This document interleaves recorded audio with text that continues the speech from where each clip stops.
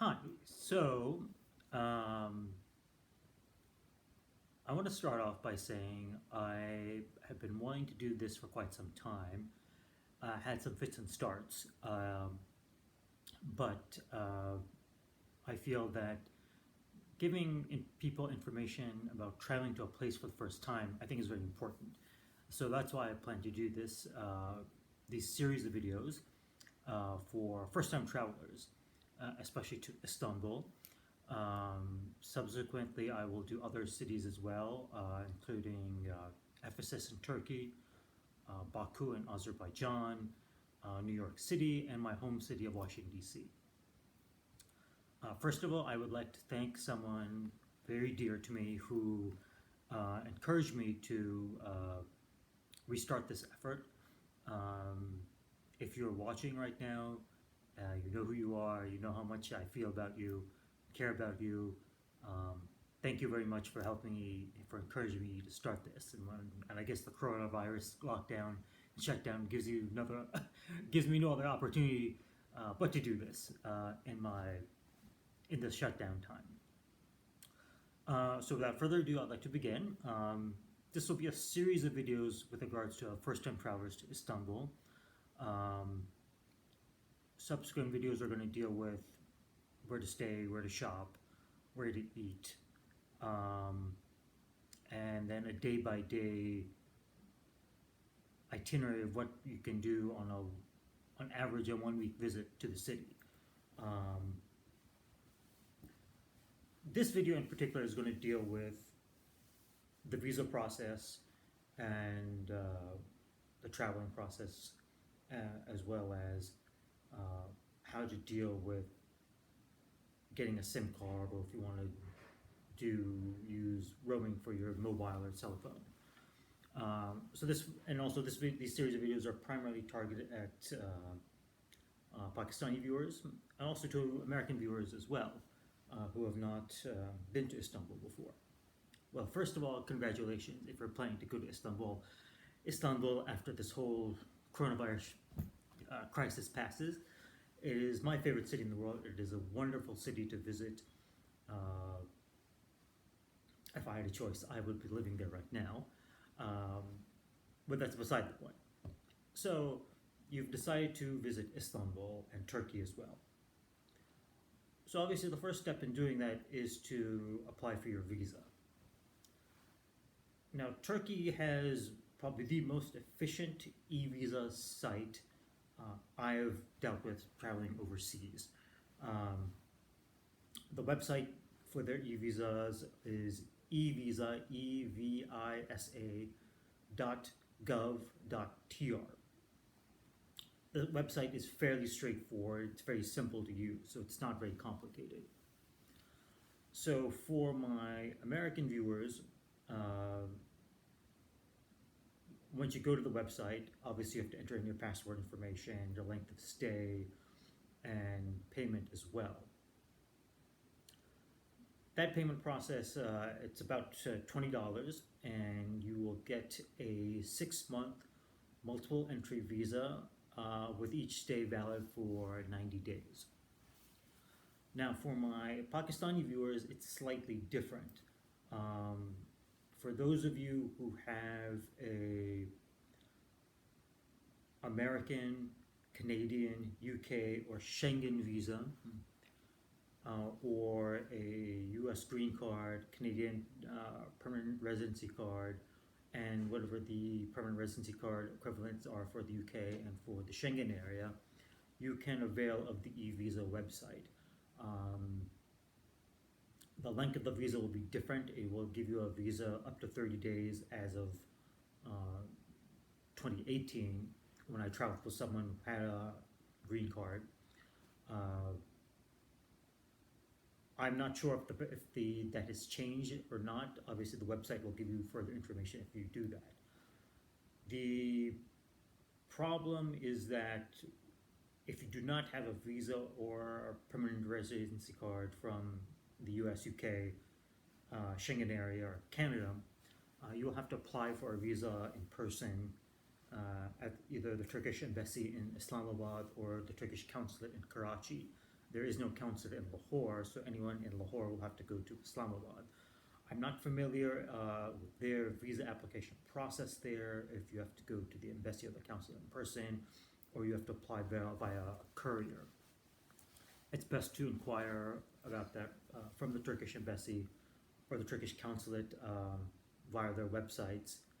You can easily Google the website, for the Turkish embassy in Islamabad or the Turkish consulate in Karachi for the particulars. Obviously, that issue is not for my American viewers because you can apply for the e-visa. Now, previously, Turkey did offer a visa upon arrival service at the airport, in which case you would pay $20 and they would give you a 90-day visa. They're trying to discourage that and encourage you to go the e-visa way.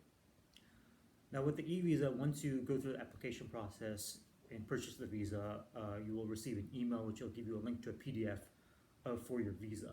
Now in this day and age where everyone has a mobile device, there will be a temptation just to save the PDF to your digital device or mobile device and then show it at the airport when you get there. I would not recommend that. I've never seen anyone pull out their mobile device and show it to the immigration officer for their visa. I highly, highly recommend that you print your visa out before you go and keep it with you. The other reason for that is if you plan to travel to other places within Turkey on domestic flights, upon checking at the airport, occasionally they will want to see your visa as well. So that's another reason you should print out the PDF version of your visa. Now when that process is done, the process of getting to Istanbul. Process to getting to Istanbul, luckily, is fairly simple. Istanbul is reachable via Turkish Airlines. Turkish Airlines literally flies to most places in the world and to most major cities as well. For the United States, Turkish Airlines flies to a number of entry points. Currently, they fly to Boston, New York JFK, Washington Dulles, Atlanta, Miami, Chicago, Houston, Los Angeles, and San Francisco. They did have plans of starting flights to Newark. I'm assuming those have been delayed due to the coronavirus crisis. Also, some of you who may be living close to the Canadian border in the Northeast, in which case Toronto and Montreal might be the closest airports to you. Turkish Airlines does fly to Toronto Pearson and to Montreal Trudeau as well. Now, if you happen to live in a city where Turkish Airlines does not fly to, or let's say you just prefer to travel on one of the European airlines due to mileage concerns, or just want to have a stopover in Europe, the three big European airlines all fly to Istanbul with a stopover and a change of flight at the airports. British Airways via London Heathrow, Lufthansa via Frankfurt and Munich, Air France via Paris Charles de Gaulle. That would be the other option. Obviously, especially for those people who have One World and SkyTeam mileage and want to travel on those airlines to accrue miles. Turkish Airlines is a member of the Star Alliance, so if you're a Star Alliance member, you can accrue miles via Turkish Airlines. For my Pakistani viewers, Turkish Airlines flies to Islamabad, Lahore, and Karachi with daily flights. The flights generally leave like 5 or 6 in the morning, so you have to be at the airport 2 or 3 in the morning. And let me backtrack. Most of the flights, Turkish Airlines flights leaving from the United States will leave in the evening. Just to add that part in. Some airports will be a little bit earlier. In my case, I live in Washington, D.C., so the Turkish Airlines flight is very convenient. It leaves here at about 11 at night. So enough for time for you want to get stuff done at the office before going to the airport, you could do that. Now, there was news that Pegasus Airlines, which flies into Istanbul Sabiha Gökçen, which is the main Istanbul airport on the Asian side, was going to start flights into Karachi with 4 flights a week. Pegasus Airlines is the low fare airline of Turkey and the main competitor to Turkish Airlines. I'm assuming that has been delayed because of the coronavirus issue. I was not familiar with what their flight timings would be. But it's a very convenient flight. It's about a 5-hour flight from Pakistan to Turkey. That would be the best way to go. Now, similarly, you may want to fly, depending if you're relatives or if you just want to pay a visit to the Gulf. The other options of going to Istanbul from Pakistan would be either flying via Dubai, Abu Dhabi, or Doha via Emirates, Etihad, or Qatar. Obviously, with you have the short layover, change of flights, but obviously it's much more convenient just to take the direct flight, Turkish Airlines flight from Pakistan to Turkey. Now, Istanbul Airport. Istanbul Airport opened last year to international domestic flights, so the old Istanbul Atatürk Airport is now closed. That is no longer the main airport main international airport for Istanbul on the European side. As I mentioned earlier, the Sabiha Gökçen is the main airport on the Asian side, which is the hub for Pegasus Airlines. Turkish Airlines does have some flights from Sabiha Gökçen, but the vast bulk of their flights are from Istanbul Airport. Istanbul Airport is one of the largest airports in the world. In fact, it was the largest airport in the world up until the opening of Beijing Daxing International Airport earlier last year. It is a massive airport, a huge improvement over Istanbul Atatürk. And one of the later videos departing, I will give you further details of what to expect checking in at the airport and what you can do at the airport as well. Upon arrival, obviously you will disembark, and then you will go to to customs and immigration. Istanbul Airport is a very large airport, as I mentioned earlier, so there is a lot of walking involved from the gate to immigration. They do have moving walkways there.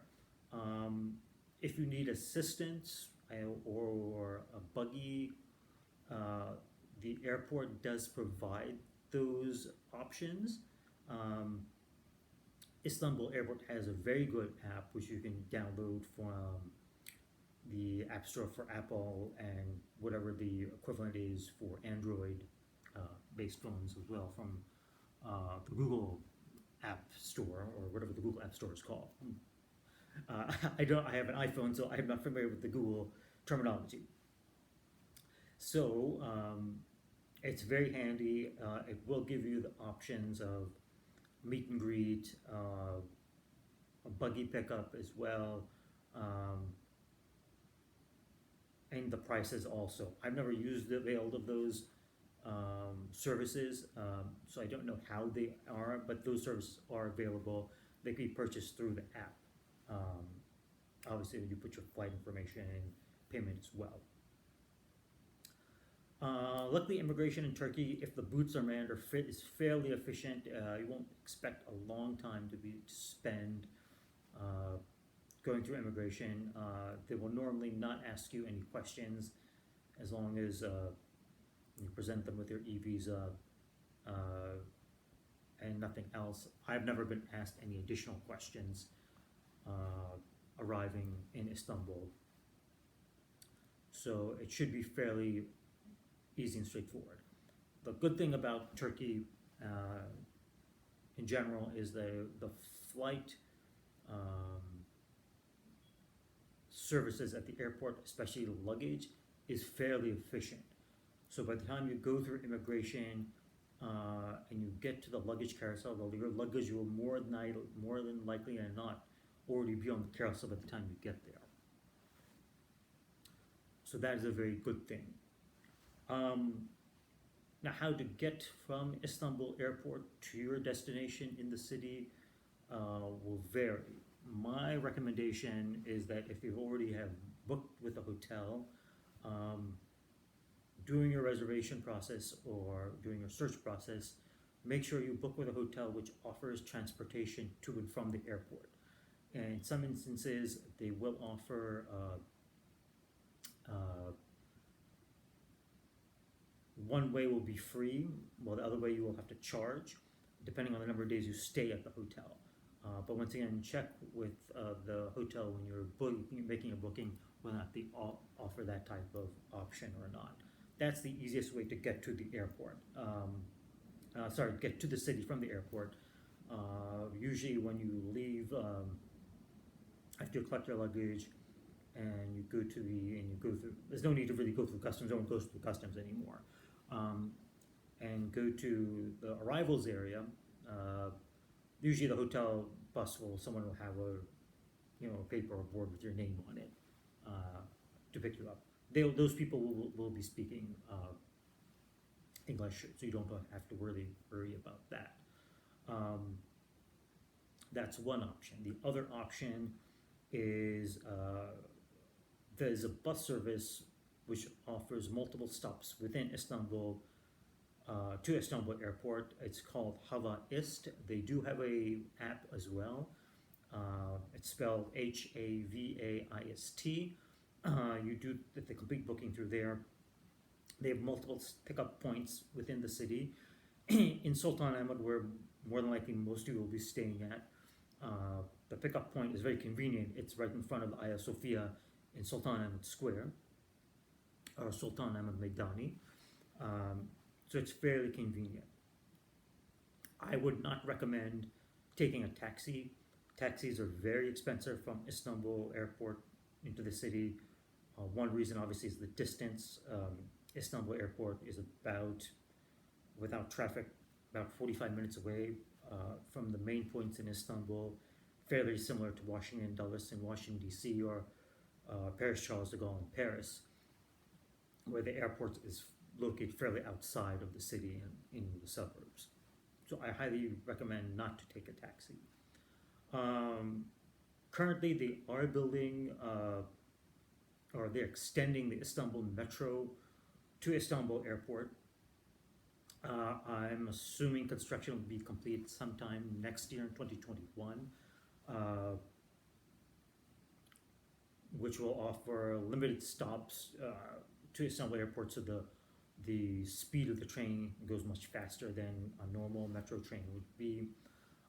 There's also plans in the books to extend another rail line from the city into Istanbul Airport, most likely based off the Marmaray line, where it ends at Halkali on the European side. So that is but that's more further down the line. That's currently, and not currently under construction like this metro line currently is under construction. So to complete this video will be the issue of using your mobile phone and cell phone in Turkey. For my American viewers, obviously you're either going to have a Verizon, AT&T, or T-Mobile phone. Each mobile carrier has their own roaming plans if you want to go the roaming route. I personally have T-Mobile, and T-Mobile has an excellent mobile roaming plan where you pay $50 and for 1 month you have 15 gigabytes of data, unlimited calling, unlimited texting. If you have WhatsApp, essentially you will probably not even use your phone there to call. This deal was, I used this during my last trip to Turkey and the additional trip I made to Azerbaijan. It really was a time saver. I didn't have to go and source a SIM card in Azerbaijan or in Turkey as well. So if you have T-Mobile, I highly recommend to buy that plan. It's very, very convenient just to land and have a phone. You immediately connect to the Turkish Mobile, one of the Turkish Mobile networks. For the more advanced phones, your phone will automatically connect to the Turkish, whatever has the strongest network. So there's no need for you to turn off that option on your phone and to search manually. For some of the older iPhones, you will have to turn off the automatic network option and search manually for, I believe, iPhone 7 and older. For the newer iPhones, I have the iPhone 11. That's not the case. You will not have to do that. But if you want to buy a SIM card, you can do that if your phone is unlocked. So now this also pertains to my Pakistani viewers. Obviously in Pakistan you have Jazz, Zong, Ufone, and Telenor. Each has their own roaming plans. I'm not familiar with the roaming plans. You'll have to check with their mobile company to see what they offer.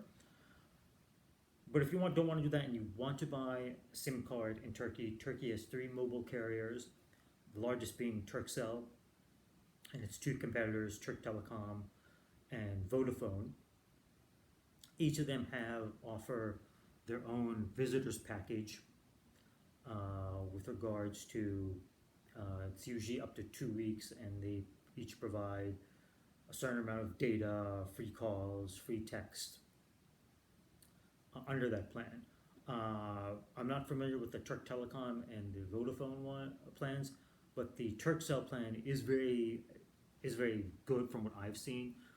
They each have their own websites, so you can easily Google Turkcell visitor package, Vodafone visitor package, Türk Telekom visitor package. Fairly affordable to purchase, not very expensive. The added convenience is that in the arrivals area of Istanbul Airport, these 3, Turkcell, Türk Telekom, and Vodafone, each have their own shops there, so you can buy your SIM card before leaving the airport, so you won't have to search for a mobile carrier office in the city, in which case those shops, the employees will not be speaking English. They'll only be speaking Turkish. At the airport there'll be a guarantee that they will be speaking English. So that does it for this first video. I hope this is fairly informative. I am on Twitter, so if you have any questions with regards to it, I will put my Twitter address in the information below this video. So if you want to ask me a question there, please be more than free to do so. My next video, I intend to tell you where to stay, where to shop, where to eat, and how to get around in Istanbul. So until then, I will see you in my next video.